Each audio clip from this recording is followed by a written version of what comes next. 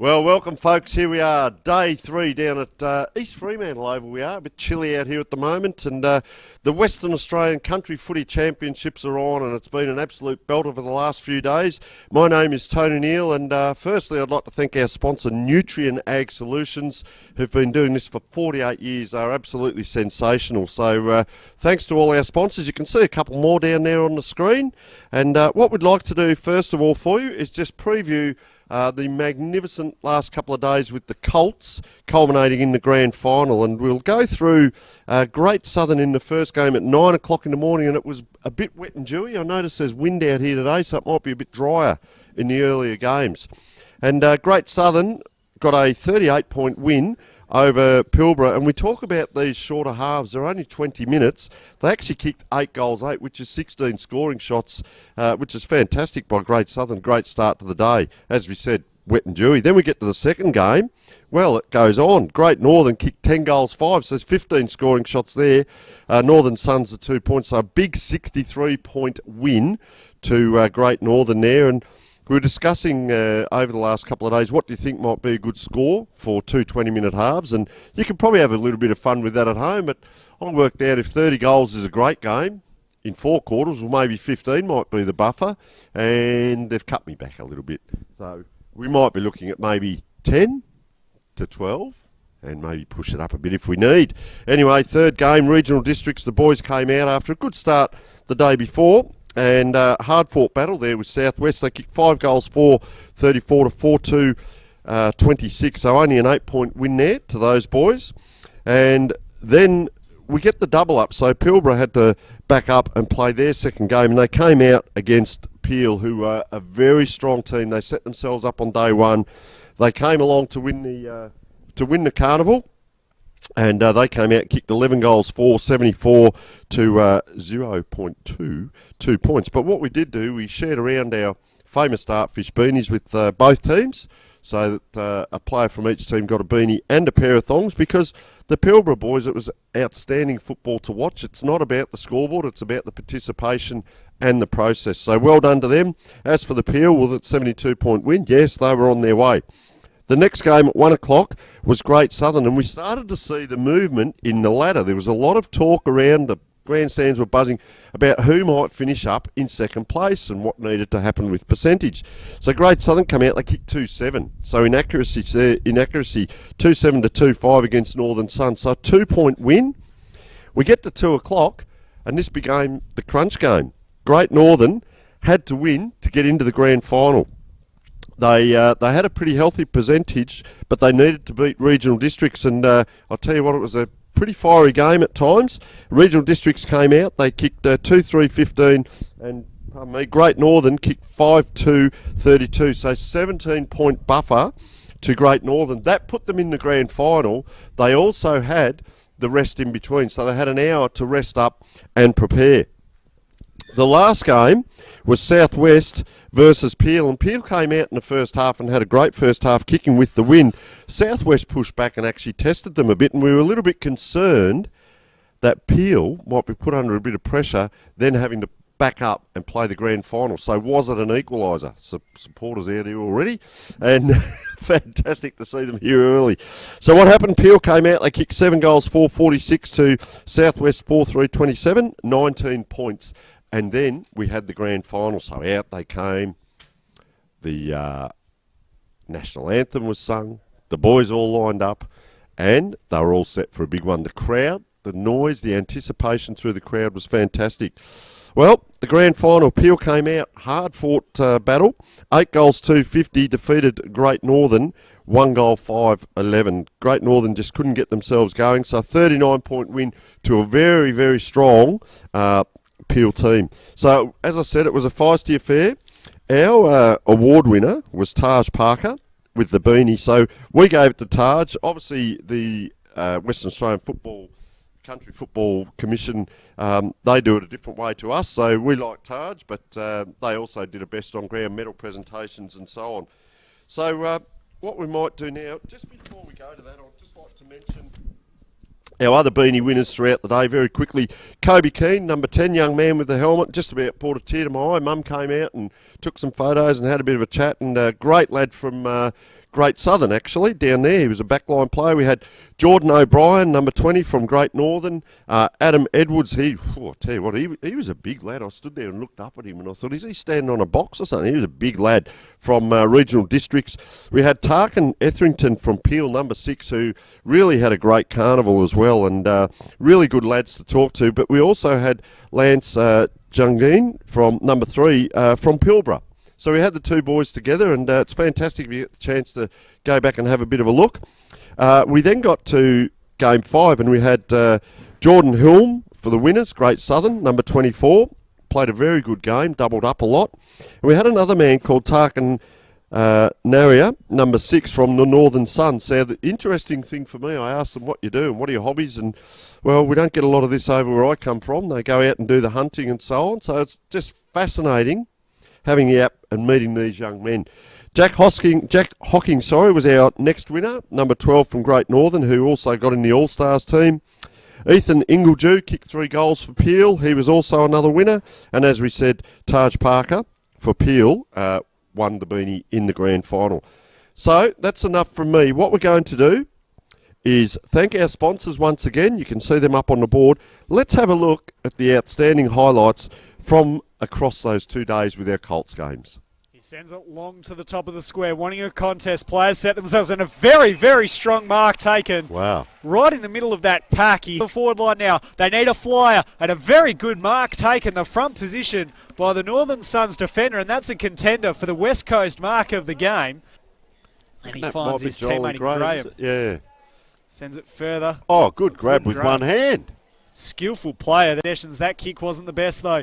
Wanted his teammate there in Brooks. Instead it went over his head. Great Southern now in attack. It's going to fall over the back. In fact, it falls short. The wind just holding it up. And the kick now goes into the square. No one home. And a very, very good mark taken by the defender there in McLean. Really battling hard. The umpire says a free kick here, and this is Declan Haronga. Yes. Nice kick out. That is nice, a great. mate. Umpire says play on. Puts it up high. We need a good grab here. And there it is. That is what we have come to see. For Avon in the middle of the ground. Play that time was Stewart. Stewart kicks inside 50. Lee presents the ball absolutely beautifully. And geez, he looks like he's done that once or twice before. He certainly has, and I have to say that is a contender for the West Coast Eagles mark of the day. Finds Matty Rogers, the Perth player. Kicks inside 50 and great mark out on the lead there. And that's a mark inside 50 by, I think that could be Jared Morton taking that mark as well. Oh. Kick there. Just trying to move the ball throughout the middle of the ground.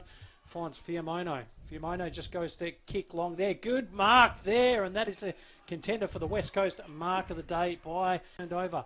Ball goes inside 50. Laser point pass. Mark. Great mark. Has the umpire paid it? Yes, he has. And once again, we'll just try. Stage. The ball drops short, pack into the air. Great Northern players fly high. Ball comes to the ground, picked up by the Great Northern defender who gets the ball up towards half back, but there's a Peel player there, stands his ground, and Hugh Menzies takes a good... A little bit more activity from some of their other players around the ground. Big Monkhouse is down here, but well covered.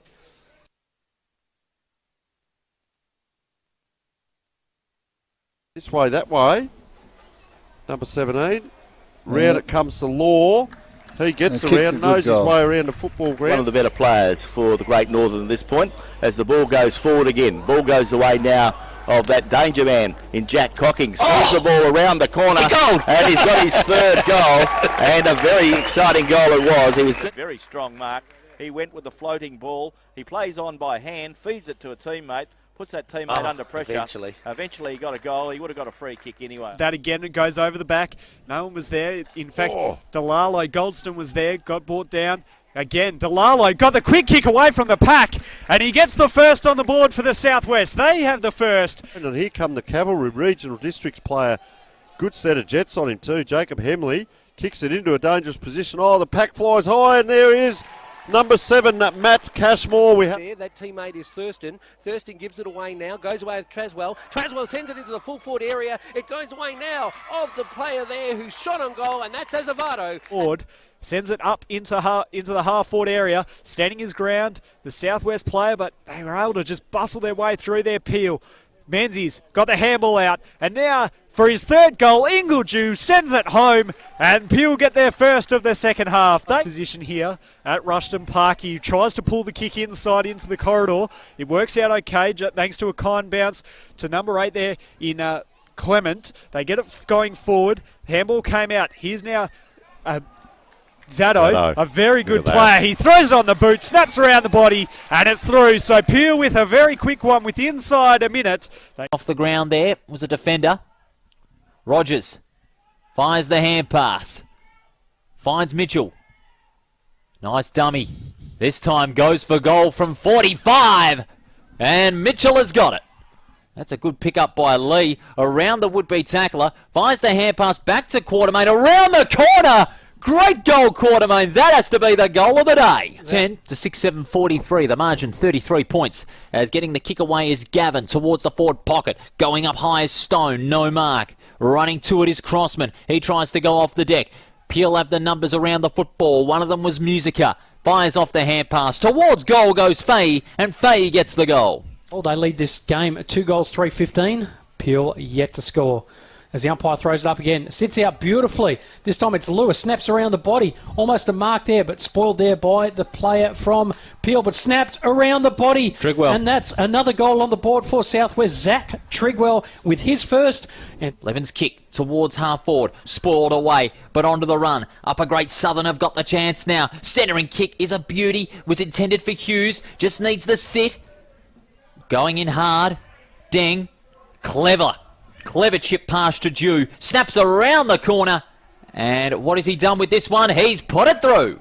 just goes to try and handball it out there, but good pressure by Avon. Goes back to Rogers. Rogers just uses his power beautifully. Goes through 1, goes through 2. Flicked off there. On the right boot is Stewart. And that is an absolute contender for goal of the day. Chopped up by Henry. Brought to ground in the tackle. I think he's going to be in trouble. He might have dragged it in. The umpire says no. Play on. Snap towards goal. And a great goal. Peel get one back.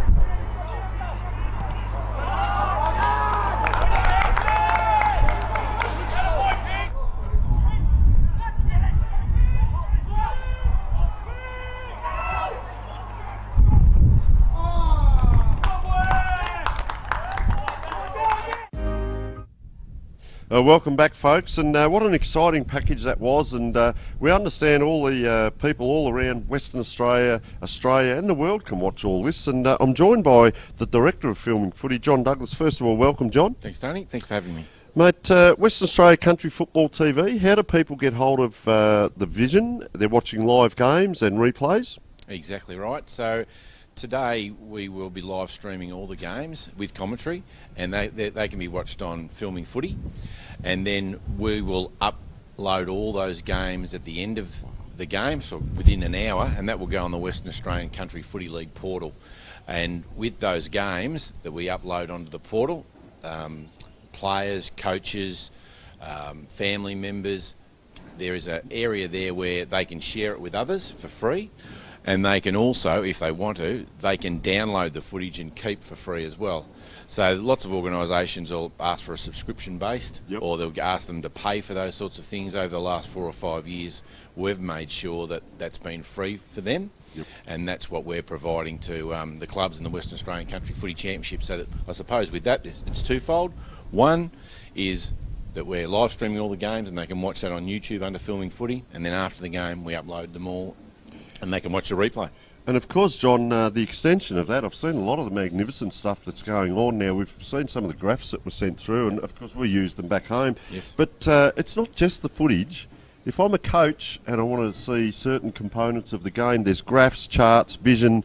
We can see disposals, we can see scores, turnovers, marks, effective and ineffective. We've got contested and uncontested, just to name a few. So great tools at any level. That's the other important part, isn't it? For feedback. Exactly right. So in a normal game, and this is probably not a normal game, is it, with two 20-minute halves, there's probably 1,800 stats that we would cut.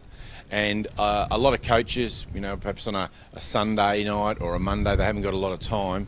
So we've got over 700 coaches using Dartfish. Not all of them use the tools for stats because they can't afford it, some of them. Some are able to get sponsors to come on board. And so when people watch the stats, it might be Nutrien. It might be some of the other sponsors like Sportal or West Coast Eagles that are sponsoring our mark of the week and the day this week.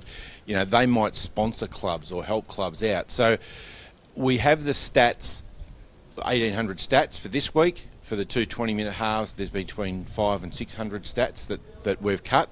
There's some that they can't see. So on the first day, I think we cut every single game. So the very next day, the team manager, the coach were sent an email to say that they could access that vision and watch the stats. So if you had your player of the day and you wanted to see what stats he had to justify that you gave him a beanie or gave him the Archies, then you can you can see his stats and you can watch them all. Or if you want to see all the handballs or all the marks, you can see them all. So they've all got access. It's all public on there. And then what I think's been the great value in the last 12 months is the aesthetics of it, is that in the past, people are so used to seeing Foxtel and Channel 7 stats, they want them to look good. Yes. And in the past, you see a lot of these stats are just in table format or they're on a screen on a Word doc. Well, these are fantastic stats. They're digital and animated. So we look at learning processes, and people get bored with just looking at a whiteboard, the coach standing up the front saying, you need to run here. It's a line on a whiteboard. I know when I played, I couldn't understand half of it. I just went out and did it. But we know that many people have different ways that they learn. Now, I'm a local level coach, coaching in regional Western Australia. So you're saying we can get hold of footage, and even the basics might start with, okay, let's have a look at our kick-ins, our macros of forwards, mids, backs. And then as you go up in the levels or whatever you're after, because there's over 1,000 things, you can start to analyse clearances. How did that ball get into the forward line? Where did it come from? Folks, I just think it's absolutely phenomenal. If you're a coach out there, why wouldn't you be using it? So it can be broken down simply and then built on as well, layered. That's right. Like we've got some coaches, he'll have a team meeting on a Tuesday night and run it to them inch of its life, where they'll have a 40-minute meeting. But then there's others that just want a small part of that. And what Dartfish have been, they've launched in sort of the last probably 3 or 4 months, is playlists. Just as you have playlists for songs, you can have playlists for stats.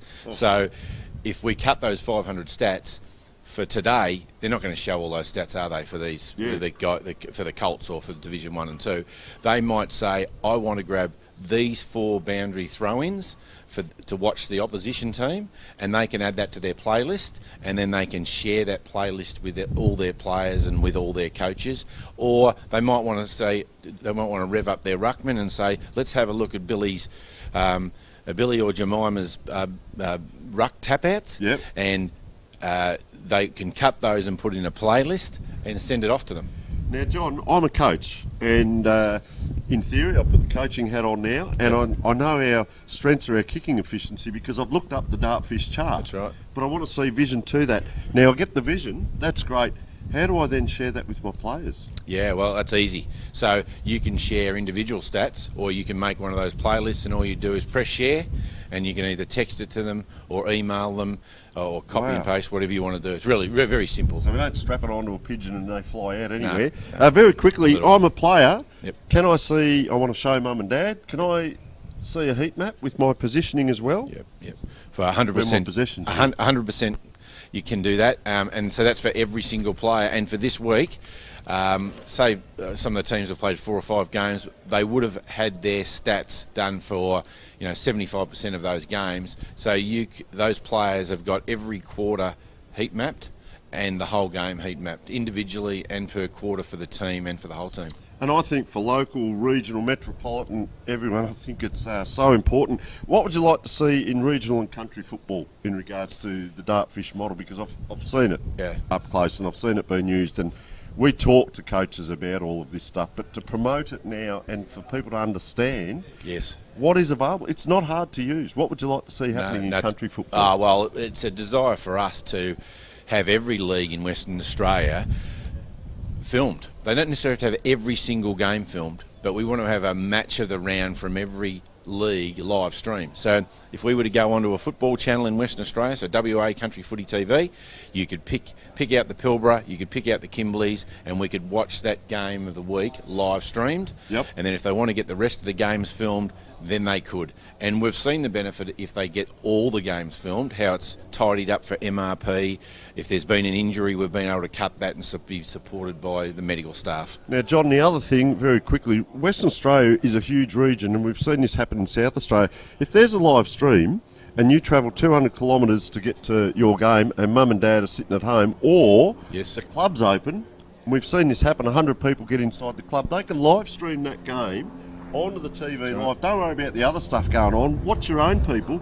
You can see that live in your club, have a fundraising day, have meals, drinks, whatever. How sensational is that? Little Freddie's over 200-300 kilometres away playing, and you can see him play live.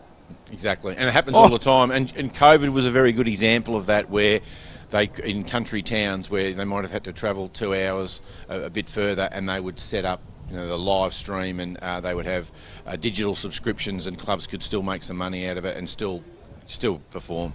All right, John, listen, thank you so much. We could go on for a long time. I think this is just absolutely phenomenal.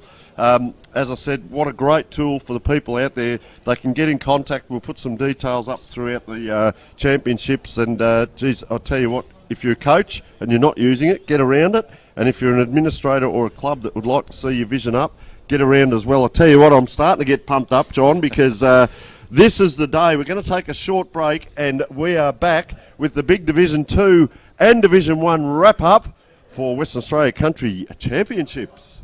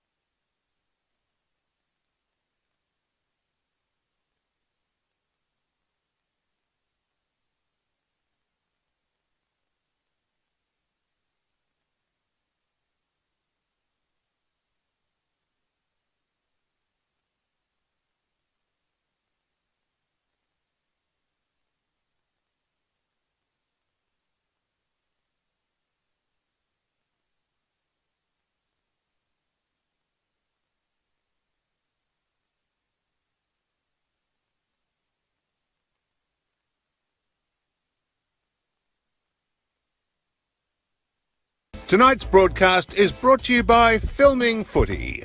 In the last 4 years, Filming Footy has become the single largest provider of vision for grassroots football in Australia. This game is very important for Trinity Aquinas, Brett. They're sitting 6th with 5 wins and 6 losses. With an average of 150 matches filmed every weekend, leagues, clubs, players, families and supporters are able to watch local footy, either live or on a replay network. The North Beach Company sitting on top with 2 clear wins, whereas Fremantle CBC sitting in 5th. In 2022, it is our aim to have every league across Western Australia filmed and have the match of the round live streamed. This is marked by Trinity Aquinas, brings the ball to the ground. Umpires call play done. Chan of handballs, he was impressive. Player there and Michael Wright, he goes by hand to Harry Taylor. Harry Taylor throws it on his left boot, shoots on goal, and Harry Taylor's got his first in a Northampton jumper, and a good way for the champion to start the game. Harry Taylor. Filming Footy, live stream and game day recording specialists.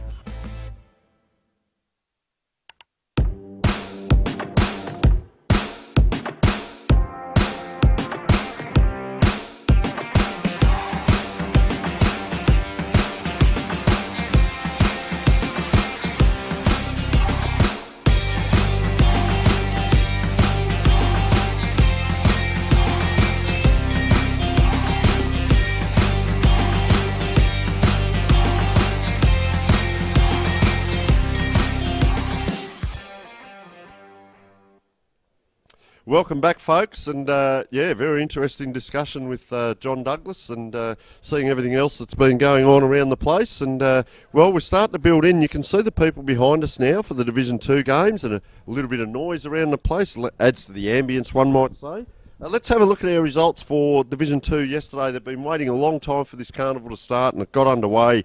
And we had Eastern Districts defeated North Midlands 2-7-19 to 2-3-15. So 2-7. The inaccuracy there, pardon me.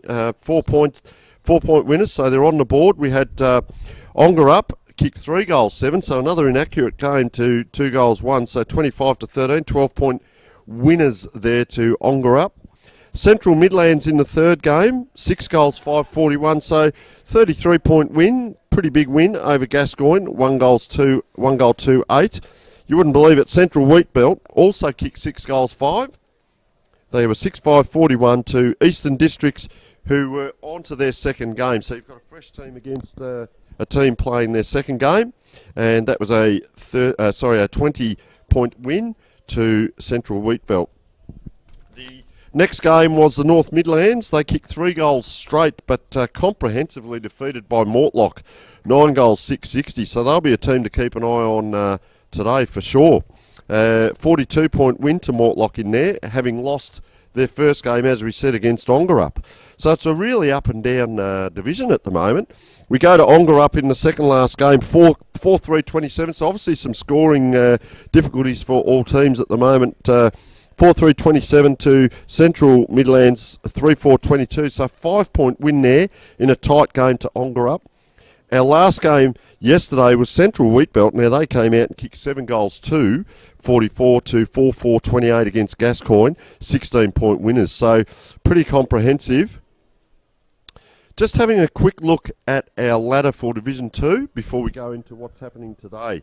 So Central Wheatbelt are up the top with their 2 wins on 8 points, and Ongerup are also up there on 8 points. Now, the interesting thing, Central Midlands are third with 1 win. However, if we look at percentage, Central Wheatbelt 173, Ongerup 148. Central Midlands are actually at 180. So very telling. And the next team, Mortlock, are at 169. So they're all bunched up. A couple of more wins to Ongerup and Central Wheatbelt on that ladder. So they're really battling it out. 3 teams on 4 points at the moment. The Eastern Districts come in 5th place. Gascoyne and North Midlands are yet to get on the board, but they're out there enjoying the carnival as we speak, and we'll keep an eye on proceedings today. Today's games, 9:30 for Division 2. So we'll explain what's happening with Division 2 and Division 1 in a moment. North Midlands versus Central Wheatbelt. Second game, Central Midlands versus Mortlock. Third game is Gascoyne playing Eastern District. Fourth game, Ongerup, North Midlands. Fifth game, Central Wheatbelt versus Central Midlands, Coastal. The sixth game is Eastern District versus Mortlock. And we go into Gascoyne, Ongerup in the final game. That will, I guess we'll have a look at the ladder then and know who's going to be in the finals for tomorrow. Just excuse me for a moment. So that was our Division 2 wrap. Our Division 1 results, well, Southwest versus Upper Great Southern, 4-6-30 to 4-1-25. Avon defeated Peel, 7-3-45 to 2-6-18. Now, that might be a little bit of an upset because we heard Peel the other night. We were actually at their jumper presentation. They were here to win it, so they've got a little bit of ground to make up today. Goldfields 5-2-32, Upper Great Southern 6-2-38, so a 6-point margin in that one. Another close one, so it goes close, big, close, big. Southwest 6-9. A little bit of inaccuracy again, but 15 scoring shots, so well done to Southwest over Peel. 2-4-16 this is Division 1, 29-point win, and the Goldfields 3-3-21 to Avon 53, 32-point win to Avon there, and they are looking strong. So we go to the ladder. Avon sitting up top there. Their percentage, folks, is 251. So they've had a very good carnival already. The second position is Southwest Football League. They're also on 2 wins with a percentage of 182. Drops away here, Upper Great Southern. They've had a win. They're on 101 with their percentage, and Goldfields and Peel are sitting on no wins as we speak, 58 and 37 percentage respectively. Today's games in Division 1 is Southwest versus Upper Great Southern now this is the interesting part, this is at 11 o'clock. So we're starting here at 9:30, you can see on the board there, but we're starting at 11 o'clock with our, just looking at what's on the board there, I might be looking at the wrong, I've got a different thing to the graphic there. Okay, well, I'll go by what's on the graphic. So Avon versus Great Southern, Goldfields versus Peel, Avon versus Southwest, Peel versus Upper Great Southern, and Goldfields versus Southwest. Of course, I'm looking at yesterday, aren't I? So that is the correct graphic. I apologise there, folks. So you can see on the screen, very importantly, the QR codes. So if you get the opportunity, now's the time. Pop your phone out, your tablet, your iPad. Click on that QR code, and that will take you to all the games for today, and importantly, all the games for tomorrow as well. So very easy to do. We'll keep that graphic up for another couple of moments. So if someone's running around grabbing a coffee and grabbing their phone, just take your time, go and grab that, and click on those QR codes. We hope you've been enjoying the vision over the last few days. As we said, great Colts Carnival down there at Mandurah, Peel, and Fremantle Oval is where the Division 1 is today, and that's Lathlane Resources Park, and we are here at East Fremantle Oval. So hope you've got your QR codes there. The sponsors, well, once again, we'd like to thank Nutrien, Ag Solutions, and we have some sponsors today for the scoreboards and also for our, well, the West Coast Eagles. We're flying high. There could be some singing later today between the two commentators. They're fantastic for the mark of the day, which we've seen over the last few days. Just some fantastic efforts there. We also have a goal of the day and several other sponsors. So we'd like to thank all our sponsors. Getting very close to game time. We'll just take a short break and time to reset, folks.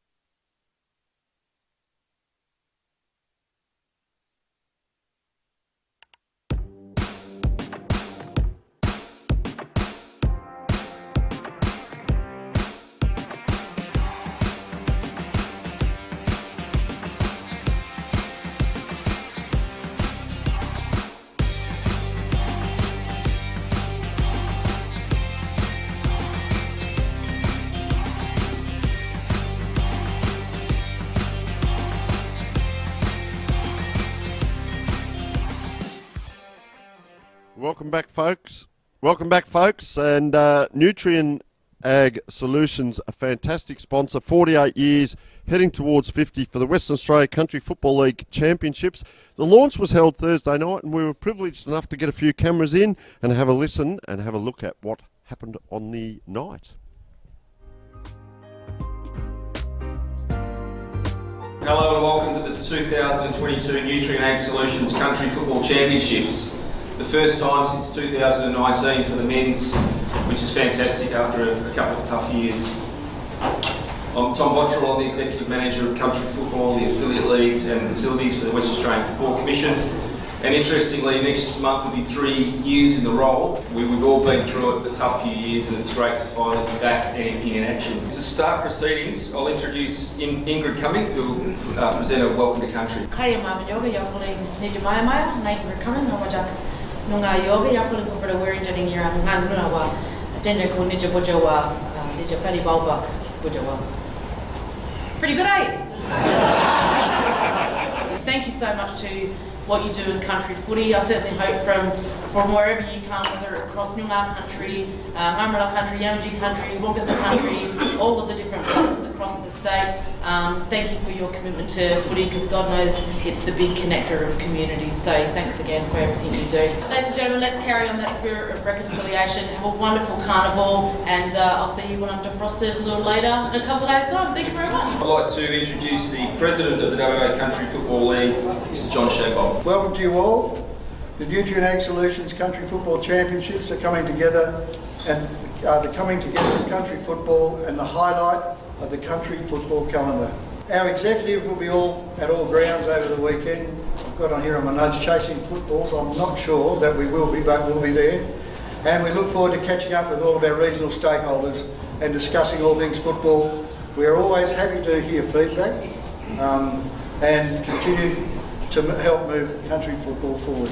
I would like to wish all competing leagues, officials, umpires, the very best for these championships.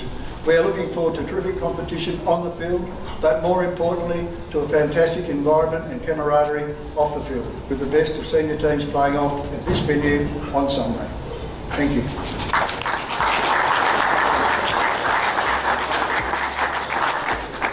Okay, next up we have the Deputy Chair of the West Australian Football Commission, Dixie Marshall, to speak on behalf of everyone at the Footy Commission. Hello everybody, I've just smashed a couple of those hamburgers, so I feel like I've still got some in my teeth. Welcome everyone to this very special event. There are some heavy hitters in the room that have been acknowledged, but mostly a whole room full of people who are real contributors, and so we welcome you here. We really have made an effort to support WA country football over the last couple of years, firstly by introducing an executive manager, and then by changing the conversation within all of our meetings, whereby country is spoken about at a board level, and that trickles right through the commission. There is at least one team competing from each region in this carnival over the next few days. Around 450 players participating over the weekend, ranging in age from as young as 16 to some old boys in their 30s. On Saturday we'll see 5 Division 1 matches from the Country Championships played in the lead up to the waffle match between the West Coast Eagles and East Perth at Mineral Resources Park. Have a fantastic weekend. On behalf of the Footy Commission, go hard or go home. Thanks very much. Okay, we talked a bit tonight, and rightly so, about Nutrient Ag's 48-year partnership. So we have with us Justin Lim, who's the Nutrient Ag Solutions General Manager of the Southern WA. Good evening everyone. After 2 years of the carnival missing from the football calendar, it is fantastic to be back in 2022. Nutrient Ag Solutions is very proud to give back, lend a hand and partner with community groups and organisations that are making a positive impact on the well-being and strength of all country towns. I'll now get Tom or Johnny, thanks Shani, to come up and present this well-oversized cheque. Put it in the photo. Thanks, mate. Thanks, mate.